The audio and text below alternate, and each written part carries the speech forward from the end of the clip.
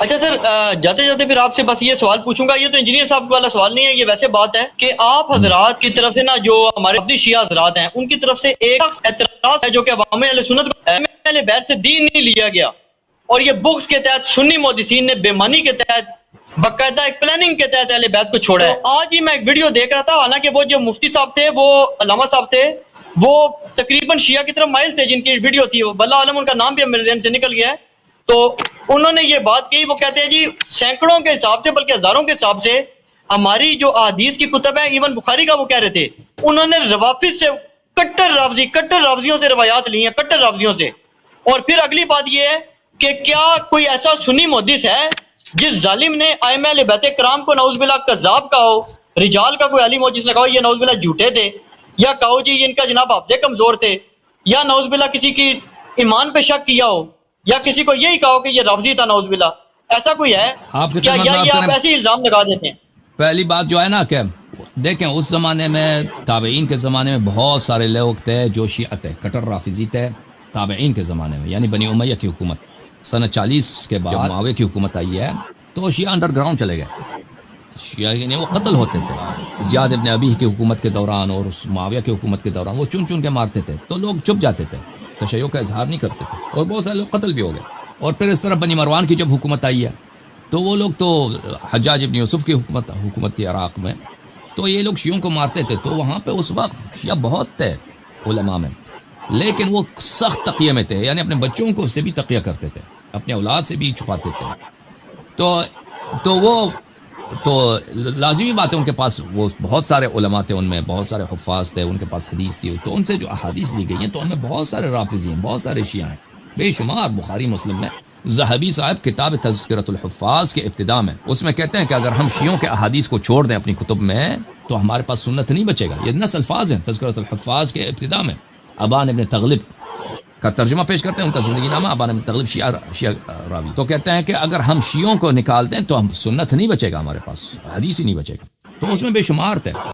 اور پھر آہستہ آہستہ تقیہ کی وجہ سے اگلے جو نسلیں آ گئی نا تو ان کو سب یہ باتیں جو ان پرانی نسلوں کو پتہ تھیں وہ آہستہ آہستہ کم ہوتی گئیں، تو پرانے جو نئی نسلیں ہیں، اور پھر اس میں حکومات کا بھی بڑا ہاتھ ہے نا، کہ لوگوں کی تربیت تو کون کرتے ہیں؟ لوگوں کی تربیت وہی کرتے ہیں جو نماز جمعہ پڑھائے، جس کے ہاتھ میں مساجد ہیں، جس کے ہاتھ میں جمعہ ہیں، جس کے اس زمانے میں قضات کا بڑا رول ہوتا تھا، قاضی جو شہر کا ہوتا تھا، قبیلے کا قاضی جو ہوتا تھا، اس کا بڑا رول ہوتا تھا، نماز وہی پڑھاتا تھا اور فتوے وہی دیتا تھا اور لوگوں کو دین وہی سکھاتا تھا اور خطبے جمعہ وغیرہ کا وہی بتاتا تھا، لوگ انہی سے سیکھتے تھے۔ تو اس زمانے میں قاضی وغیرہ یہ سب لوگ دربار سے تعین ہوتا تھا، ان کا بنی امیہ تعین کرتے تھے، اور وہ میک شور کرتے تھے کہ ایسے لوگ تعین کریں جو بالکل ان کو اہل بیت علیہ السلام سے کسی قسم کی ہمدردی نہ ہو، کیونکہ ان کی حکومت کا اسی لیجیٹمیسی اسی بات پر ہے کہ اہل بیت علیہ السلام امام نہیں۔ اگر وہ مان لیں کہ اہل بیت علیہ السلام امامت ان کی ہے تو پھر ان کی اپنی حکومت کا تختہ الٹ جائے گا۔ ان کے لیے سیاسی منفعت، نہایت سیاسی منفعت اسی بات کہ لوگ ان کو لیجیٹمیٹ خلیفہ مان لیں۔ تو اگلے والے نسلوں میں یہ چلتا جب گیا تو اس طرح یہ تشیع کا رنگ ضعیف ہو گیا، اور وہ روایات جو پچھلے والے نسل والے لوگ نقل کرتے تھے احادیث اہل بیت علیہ السلام کی شان میں، دوسرے نسلوں میں وہ فلٹر زیادہ ہونے لگا۔ تو اس طرح یہ بات ان کی صحیح ہے کہ بخاری مسلم میں شیعہ اور رافضی روات موجود ہیں۔ اچھا، اس کے علاوہ آپ کی خدمت میں عرض کریں، آپ نے جو پوچھا، ایک اور بات بھی پوچھا نا آپ نے، کیا پوچھا؟ دوسرا حصہ کیا تھا اس کا؟ وہ میں نے پوچھا تھا جی کہ کون سے ایسے کوئی آپ کی نظر میں آپ جو الزام لگاتے ہیں کہ یہ جو سنت کے محدثین بہت رکھتے تھے، یہ بہت کم ہے کہ کسی امام کی توہین کی ہے؟ یہ بہت کم ہے، یہ کم ہے لیکن ہے۔ مثلا میرے ذہن میں جو آتا ہے، حافظ دار قطنی نے کچھ ایسے جملے بولے تھے حضرت امام جعفر صادق علیہ السلام، یا ایسے ہیں بہت کم، نہایت کم ہے کہ انہوں نے ان کی تضعیف کی تھی۔ یا ابن تیمیہ ہے، ابن تیمیہ صریح اپنے کتاب میں کہتا ہے ملعون ہے، کہتا ہے کہ حضرت زہرا سلام اللہ علیہا میں نستجیر باللہ، یہ ابن تیمیہ جاننے پہچاننے کے لیے میں آپ کو سنا رہا ہوں، یہ جس کو یہ شیخ الاسلام بولتے ہیں، اور آپ کے وہابی ان کی ہر بات کو اللہ جانتا ہے حدیث کی طرح، ابن تیمیہ کے جملوں کو، ابن تیمیہ کے استدلال کو، دلیل کو، یا اس کے فتوے کو اللہ جانتا ہے۔ وہابی حدیث کی طرح اس کے ساتھ ٹریٹ کرتا ہے، نص قرآن کی طرف ٹریٹ کرتا ہے۔ وہ اپنی کتاب میں صریح کہتا ہے کہ حضرت زہرا سلام اللہ علیہا میں کچھ نفاق تھا، نستجیر باللہ، وہ اس طرح اس نے کہا ابن تیمیہ نے اپنی کتاب میں۔ اس کے علاوہ بہت کم ہے، یہ نہایت کم ہے کہ کوئی مثلا کہہ دے کہ اہل بیت علیہ السلام، ائمہ اہل بیت علیہ السلام کو تضعیف کرے، نہیں، نہایت تکریم کرتے ہیں، احترام کرتے ہیں، اچھے الفاظ سے یاد کرتے ہیں، لیکن تضعیف وغیرہ بہت ہی نادر، بہت کم ہے۔ Okay sir? نہیں پھر یہ دعویٰ آپ کا باطل ہے نا جی، جو کیا؟ اتنا بڑا الزام آپ نے اہل سنت پہ لگایا ہے، اور اہل سنت میں بھی بہت سے لوگوں میں یہ تشویش پیدا ہو جاتی ہے کہ یار انہوں نے دین کو چھوڑ دیا، تو جب ائمہ اہل بیت کو تو چھوڑ ہی دیں، جب وہ چھوڑ ائمہ دیں اہل نا۔ بیت کو تو چلو وہ تو متفقہ ہستی ہے نا، لیکن جو رافضی ہیں کٹر رافضی جب ان سے بھی روایات لے رہے ہیں تو پھر بغض کس بات کا ان کو؟ اس کا مطلب سنی محدثین معصوم ہے کہ ان کو اتنی بھی سمجھ نہیں، ان نہیں ہے میں کہ ہم نے تعصب روافض سے بہت نہیں ہے دین بھائی، لینا۔ نہیں اس طرح نہیں ہے کہ ان میں متعصب نہیں ہے بھائی، تعصب بلکہ آپ کو ایک بات تعصب بتاؤں، بڑا کٹر ہے۔ مجھے یاد آ گئی مجھے بات، مفتی اسحاق صاحب ایک جملہ بولتے تھے، وہ کہتے تھے شیعہ الٹا ہمیں الزام دیتے ہیں، حالانکہ شیعہ بڑے چلاک ہیں، وہ کہتے ہیں ان کی کتابوں سے ہمارے مطلب کی نہیں نکلتی، کیونکہ ان کے محدثین بڑے سمجھدار، بڑے ہوشیار، بڑے مکار تھے، انہوں نے جناب سنیوں کی روایتیں چھانٹ چھانٹ کے علیحدہ کی ہیں، ہمارے تو کہتے ہیں اتنے سادے بھولے لوگ ہیں، انہوں نے ہمارے گلے مصیبت ڈالی ہوئی ہے کہ چن چن کے جناب نہیں روافض سے روایتیں لے کے اور شیعہ ہمارے گلے میں فٹ کی ہیں انہوں نے، اور اب یہ کہتے نہیں ہیں جی تم ظالم ہو کہ تم نے دین نہیں لیا، نہیں کہتے ہیں لیا تو انہوں نے نہیں ہمارے سے، اس کی نہیں کیا بھائی حقیقت ہے سر؟ صاحب، آپ نے کہا نا کہ بخاری مسلم میں ایسے راوی ہوں جو شیعہ اور رافضی ہوں، وہ موجود ہے، میں نے عرض کیا موجود ہے، لیکن اس کا مطلب نہیں ہے کہ سب آپ کے روات ان میں کوئی متعصب نہیں ہے، کوئی ناصبی نہیں ہے، اس طرح نہیں ہے۔ آپ کے روات میں وہاں پہ شیعہ رافضی موجود ہیں، لیکن وہ ان سے ایسے روایت نقل کرتے ہیں نا وضو کے مسئلے پر یا تفسیر قرآن پر، امامت وغیرہ کے مسائل پہ، وہ اس کی روایت بہت کم ہے ایسے شیعوں سے۔ اور اگر پتہ چل جائے نا اہل بیت علیہ السلام کے فضائل پہ یہ راوی شیعہ ہے، یہ راوی اس کا میل تشیع کی طرف ہے، تو اس کو اسی لیے یہ بے شمار ہے، اللہ جانتا ہے آپ کی کتب میں، اسی لیے رد کرتے ہیں کہ بھئی یہ جو ہے کوفے کا آدمی ہے، صرف اسی لیے کہتے ہیں یہ کوفی ہے۔ کوفی ان کے نزدیک ایک رمز ہے، کوفے میں اکثر شیعہ رہتے تھے تو اس کوفی ہونے کی وجہ سے کو رد کرتے تھے، یا کہتے تھے یہ شیعہ ہے، اس کا حدیث ایک قاعدہ بنا دیا آپ کے محدثین نے کہ اگر فضائل اہل بیت علیہ السلام میں کوئی راوی حدیث نقل کرے اس میں تشیع ہو، وہ شیعوں کی طرف مائل ہو، تو اس کی حدیث کو حالانکہ آدمی وہ سچا بھی ہو نہیں مانتے، تاکہ اہل بیت علیہ السلام کے متعلق صرف ان کے پاس اگر کوئی فضیلت کی حدیث آتی ہے تو وہ نہایت ہی کم ہو، کیونکہ حدیث وہی نقل کرے گا جو اہل بیت علیہ السلام سے محبت کرے گا، ٹھیک ہے نا؟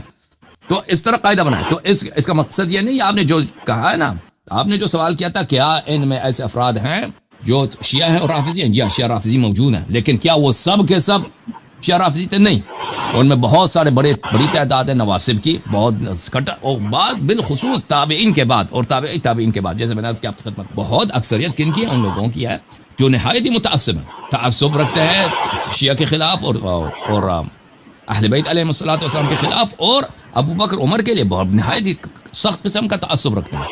اور اگر آپ مثلا آپ اپنی کتابوں میں دیکھیں نا کہ کتنے شیعہ روات کا مثلا یہ عطیہ العوفی جو ہے، عطیہ العوفی کا کوئی اور قصور ہے ہی نہیں ہے، عطیہ العوفی اس کے متعلق بہت سارے روایتیں ہیں کہ یہ آدمی ثقہ تھا، صرف یہی تھا کہ یہ آدمی شیعہ تھا، اسی لیے اس کی روایت کو ضعیف قرار دیا، اور اس کی روایت کتنی زیادہ ہے، کتاب ترمذی میں، کتاب سنن نسائی میں، اور وہ تابعین میں سے ہے۔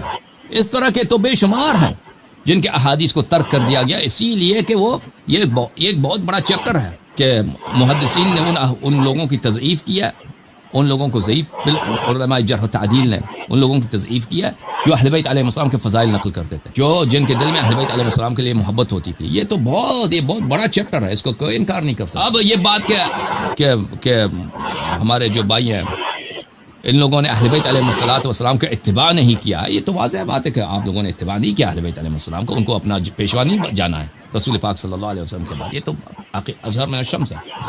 مزید کچھ بھائی؟ سر بس فائنل بات آپ سے ایک بس ریکویسٹ ہے، وہ سر یہ ریکویسٹ ہے کہ بعض حضرات کا یہ بھی کہنا ہے کہ علی الحسن نقوی جاہل آدمی ہیں، اور بات بھی حقیقت ہے، تو حسن اللہ یاری صاحب اگر اس قسم کے لوگوں کے سامنے بیٹھ کے لوگوں کو گمراہ کریں گے، یہ تو خود جاہل ہیں، ان کو اپنے مذہب کا نہیں پتہ، ان کو شیعوں کا کیا پتہ ہے، یعنی میرے جیسے لوگ، اور بات 100% درست ہے کہ کہتے ہیں جی مزہ تو تب آئے نا کہ مفتی عثمان الخمیس ہو، ڈاکٹر مفتی عبد الرحمن الدمشقی ہو، مفتی عدنان اور ہو، یا اس لیول کے ڈاکٹر خالد السلابی ہو، یا پاکستان میں مشہور و معروف جو اہل حدیث کے جو شیعہ کے ساتھ مناظرے ہسٹری میں کرتے رہے ہیں، اس قسم کے لوگ ہوں، تو مزہ تو تب ہے۔ تو آپ کی خدمت میں عرض کریں، عثمان الخمیس کو ہم نے کتنی دفعہ دعوت دیا، وہ کسی سے مناظرہ نہیں کرتا، کسی بھی شیعہ سے مناظرہ نہیں کرتا، نہیں وہ بالخصوص مجھ سے، اردو سب ٹائٹل کے ساتھ لگائے نا، وہ کسی نہیں اس کے تو سر میں نے تو عربی میں مناظرہ نہیں کرتا نا، ویب سائٹ پہ ان کا لنک دیکھا تھا نا مناظرے کا، عربی میں مناظرہ نہیں کرتا، بالخصوص مجھ سے تو کبھی مناظرہ نہیں کرتا۔ اسی طرح ارعور صاحب ہیں، وہ ان کو بہت دعوت دیا ہے، ارعور صاحب نے میرے عربی شو میں کئی دفعہ اس نے کال کیا ہے، یعنی پچھلے 10 سال پہلے کی بات، لیکن اس نے کبھی اپنے آپ کو معرفی نہیں کیا، آئیڈینٹیفائی نہیں کیا، بعد میں آواز سے، کیونکہ میں اس کو تو سنتا نہیں ہوں، دوسرے لوگوں نے کہا یہ ارعور تھا، بہت سارے لوگوں نے کہہ دیا، اس کے اگر آپ इंटरनेट पे सर्च करें हसन अल्लाह अरऊर, वो पता है, और उसको बड़ी शिकस्त हुई है। वो ऐसे इनके बड़े बड़े उलमा ने बहुत कॉल किए थे मेरे अरबी शो में, वो आइडेंटिफाई नहीं करते थे, ऐसे एतराज़ करते थे, फिर उनको शिकस्त होती। तो इनको हमने बहुत दावत दिया, अल्लाह जानता है। जैसे अभी हम उर्दू ज़बान में दावत देते हैं ना, नाम लेकर फिलान फिलान फिलान को। और ये जो अब्दुर्रहमान दिमश्किया और खालिद अल-सलाबी हैं, अब्दुर्रहमान दिमश्किया के साथ मैं कभी गुफ्तगू नहीं करूंगा, क्योंकि उन्होंने हज़रत ज़हरा सलामुल्लाह अलैहा को गाली दिया सर आम। उन्होंने अपने ट्विटर में, आज से ये 10-12-15 साल पहले की बात है, उसने बहुत बुरी अल्फाज में, इतना सख्त अल्फाज में गाली दिया था कि मैं उसको कभी तकरार नहीं कर सकता, और मेरे रोंगटे खड़ी हो जाती हैं जब मैं याद करता हूँ, और बहुत घटिया किस्म का गाली दिया। तो उस मलऊन के साथ तो मैं कभी बात ही नहीं करूँगा, वो मलऊन है, उससे कभी बात करनी ही नहीं मैंने। अच्छा, दूसरा कौन है, किसका नाम दिया आपने? डॉक्टर खालिद अल-सलाबी। मैं नहीं जानता उसको, वो कौन है। बहरहाल खालिद अल-सलाबी को मैं नहीं जानता। अब आपके पाकिस्तान के जो उलमा हैं, तो इनको तो हमने बहुत दावत दी, अब इनको मैं नाम से तो नहीं जानता। इनके जो मशहूर लोग हैं वो हमसे बात नहीं करेंगे, क्योंकि उनकी अपनी शोहरत होती है, और शोहरत के जो है आपको पता है, अपनी शोहरत का भी ख्याल करना होता है, और अपने आप को बहुत बड़े समझते हैं। जो कुछ है, जो आलिम हाजिर हो हमसे गुफ्तगू करें, हम सर आंखों पर उससे गुफ्तगू करें।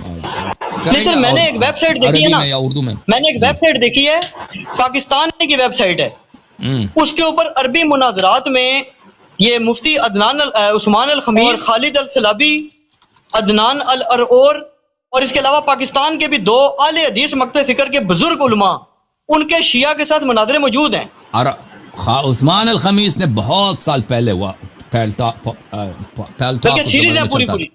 पे इसने मुनाजरा किया था उसके साथ डॉक्टर, वो जो यमनी है, शिया हो गया, अब मैं नाम भूल गया उनका, एक यमन का एक आलिम है, वो शिया हो गया था, उसके साथ उसने मुनाजरा किया तो था। आप इनको दावत देना सर, मुनाजरा भी हार, बहुत दावत दे चुके हैं भाई, बहुत। उस्मान अल-खमीस नहीं आएगा, नहीं उसमें वो उर्दू सब टाइटल भी लगाए ना, हमें पता चले। और अब्दुर्रहमान दिमश्किया का आप कहते हैं कि उसने गाली दिया, ये कैसे गाली दे सकता है सर, इतना बड़ा अहले सुन्नत का आलिम है वो। बस वो पूछ लो ना, उसको फतवा भी दिया था मरहूम आयतुल्लाह सादिक रूहानी ने, उसको फतवा दिया था कि वाजिबुल कत्ल है। मैं उसके गाली को नहीं दोहरा सकता, शायद उसने ट्विटर से मिटा दिया है, अब आप सर्च करें शायद आपको मिल जाएगा।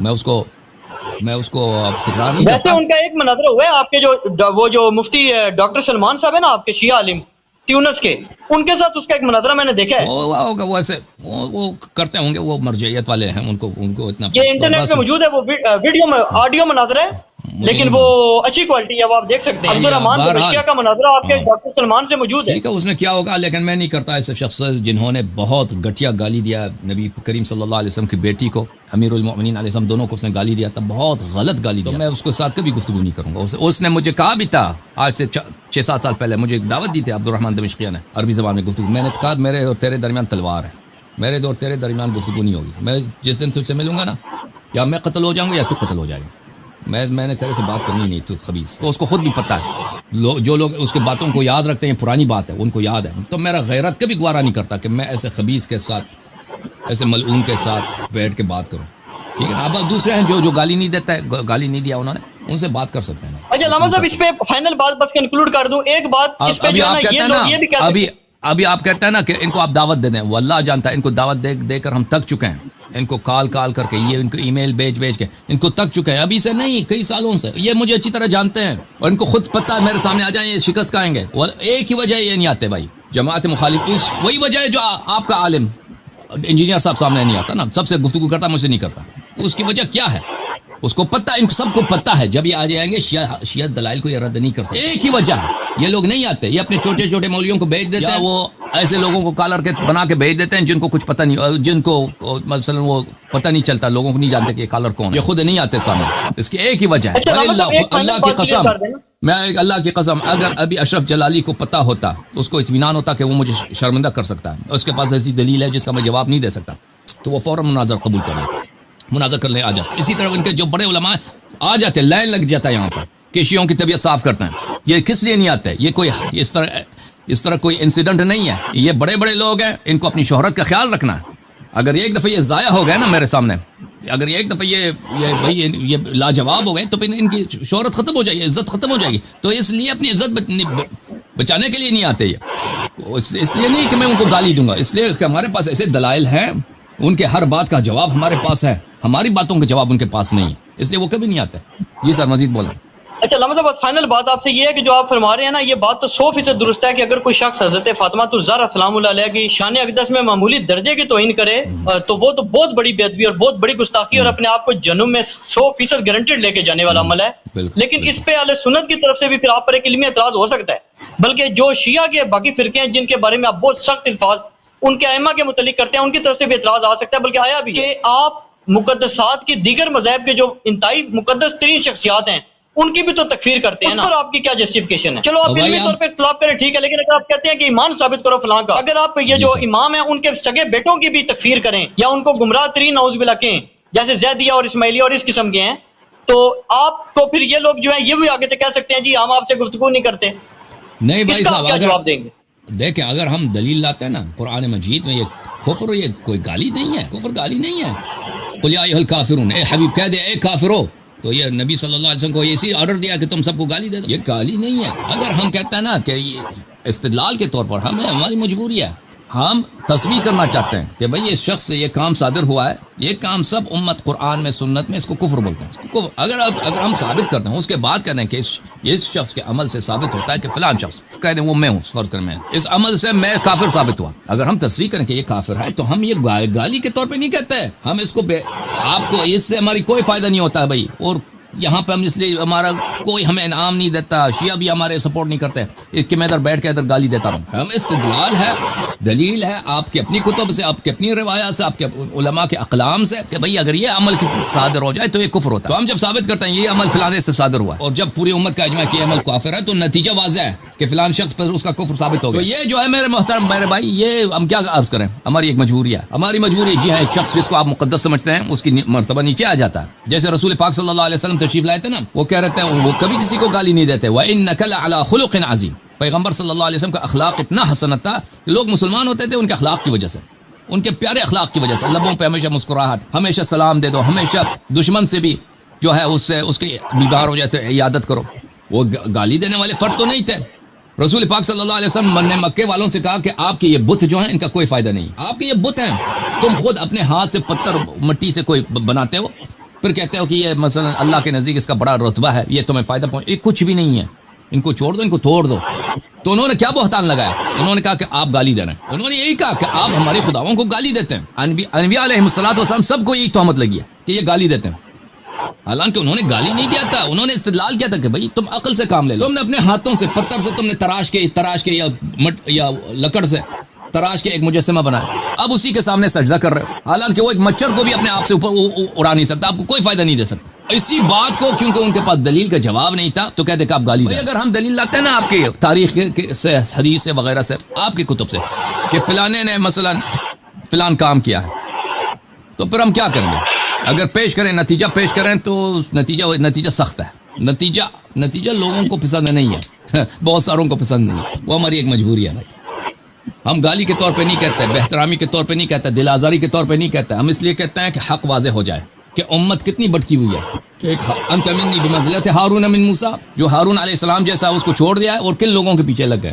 بس یہ ہماری مجبوری ہے, اس کو بتانے کا اور طریقہ کار ہی نہیں. اوکے علی الحسن بھائی, اللہ حافظ جناب, بہت شکریہ, سلامت رہیں, زندہ رہیں. Thank you sir, thank you, خدا حافظ. آپ کا بہت وقت لیا جی, بہت مہربانی آپ کی, ہم نے استفادہ کیا آپ کے سوالوں کا. تشریف لایا بس آپ سے یہ ریکویسٹ ہے کہ آپ ایک دفعہ نا اردو سب ٹائٹل کے ساتھ ان بڑے بڑے علماء کو, اور پاکستان کے بھی جو تجربہ کار بزرگ علماء ہیں نا, جو محدث ٹائپ علماء ہیں جنہوں نے ماضی میں شیعہ کے ساتھ مناظرے کیے ہوئے ہیں, ایسے موجود ہیں, ان کو ذرا اردو سب ٹائٹل کے ساتھ آپ عربی میں دعوت دیں, دعوت عربی میں دیں, تاکہ ان کو آپ کی علمی قابلیت کا علم ہو جائے. کیونکہ بہت سے لوگ آپ کو نہیں جانتے, میں نے جن سے بات کرتا ہوں نا ان کو آپ کا آج بھی نہیں پتا, کیونکہ بزرگ لوگ ہیں, 70 75 80 سال ان کی عمر ہے, وہ ابھی بھی سیریس نہیں لیتے آپ کو. وہ کہتے ہیں پتہ نہیں کون بندہ ہے. آپ عربی میں دعوت بنائیں, چھوٹا سا کلپ بنائیں, ہمیں بھی بھیجیں, ہم فارورڈ بھی کریں گے. اس میں آپ اردو سب ٹائٹل میرے جیسے جہلوں کے لیے لگا دیں, تاکہ ہمیں بھی پتہ چلے آپ کیا کہہ رہے ہیں. تو آپ اس کا چھوٹا سا کلپ بنائیں, وہ ہمیں فارورڈ کریں. اس میں آپ یہ بڑے بڑے عرب علماء کے نام لیں جو میں نے آپ کو بتائے, اور پاکستان کے وہ علماء جنہوں نے ماضی میں شیعہ کے ساتھ مناظرے پریکٹیکلی کیے ہوئے ہیں اور علم حدیث کے وہ بہت بڑے ماہر سمجھے جاتے ہیں, ان کو آپ دعوت دے دیں نام لیے بغیر, اور عربی میں دعوت دیں آپ. اردو میں نہ دیں، اوکے لیکن اردو سب ٹائٹل کرنے لگا دیں اور چھوٹی بات کریں، لمبی نہیں. اوکے سر، آپ نام دے دیں. پاکستان والوں کو تو پاکستان والوں کو نہیں جانتا، عربوں کو بھی میں اتنا نہیں جانتا، جو انٹرنیٹ میں ہے مشہور انہیں کی جانتا. آپ جو ہے نا ان کا نام آپ عربی میں دعوت بنائیں، عربی میں دعوت بنائیں، نام لے کے نا، نام آپ فارورڈ کریں، میں نام ان کا لے کر نام لے کر میں کلپ بنا دوں گا آپ کے، ٹھیک ہے نا. آپ نے پہلے بھی کہا تھا نا، ان کو پتہ چلا پالی میں، آپ نے پہلے بھی کہا تھا کہ اشرف جلالی کو ایک دو تین کا نام لے کے ان کو دعوت دو، وہ حتماً قبول کریں گے. آپ نام لے کے ان کو دعوت دیا نا، قبول کیا ان لوگوں نے؟ آپ خود یاد ہے، آپ نے کہا تھا، آپ نے کہا مجھے یقین ہے وہ قبول کرے گا. ان کی ہسٹری نہیں ہے میری، وہ تو بڑے نام تو ہیں لیکن وہ ان کی کوئی ہسٹری نہیں. میں نے آپ کو ان لوگوں کا بتایا ہے کہ جن کے مناظرے انٹرنیٹ پہ موجود ہیں اور انہی سب ٹاپکس پر ہیں جن پہ آپ چاہتے ہیں. آپ جو ہے نا میں کر لیں گے، آپ نام دے دینا، آپ ان کا نام صحیح دے دینا. تو کسی ایسے آدمی کا، کسی ایکٹر ایکٹریس کا نام نہیں دینا بھائی، ہمیں دھوکہ دے دو. بس یہ آپ کی ریکویسٹ ہے کہ بات چھوٹی کریں، لمبی بات نہ کریں تاکہ ان کو سننے میں آسانی ہو جائے. اوکے، آپ ہمیں کلپ بنا دیں، آپ کلپ بنا دیں گے، کوئی بات نہیں، کلپ بنا دیں گے آپ کے لیے. اوکے، جزاک اللہ. اوکے، تھینک یو، خدا حافظ. بہت مہربانی، بہت مہربانی آپ کی میرے بھائی. اللہ تعالیٰ آپ کو عزت دے. الحمدللہ رب العالمین. آپ سب کا بہت شکریہ میرے محترم ناظرین. ہاں، کلپ بنا دیں. اور بھائی وہ نہیں آئیں گے، یہ جو ہے یہ بھاگنے والے وغیرہ کے چکر میں ہوتے ہیں، آنے والے کوئی نہیں ہوتے. اچھا، اب میں دیکھوں کس کی باری ہے. ہمارے